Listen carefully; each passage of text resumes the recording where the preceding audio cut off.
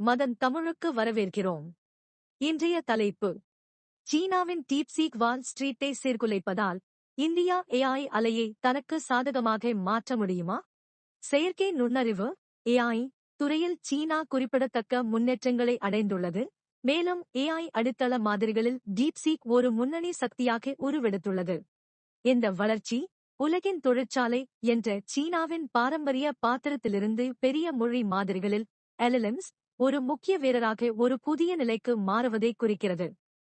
மேற்கத்திய சகாக்களுடன் ஒப்பிடும்போது டீப்சீக் செலவின் ஒரு பகுதியிலேயே அதிநவீன ஏஐ மாதிரிகளை உருவாக்க முடிந்தது.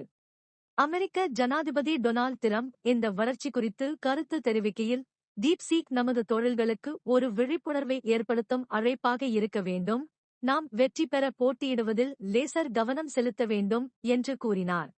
ஓப்பன்ஏஐ இன் தலைமை நிர்வாக அதிகாரி சாம் ஆல்ட்மேனின் பாராட்டையும் இந்த தளம் பெற்றுள்ளது.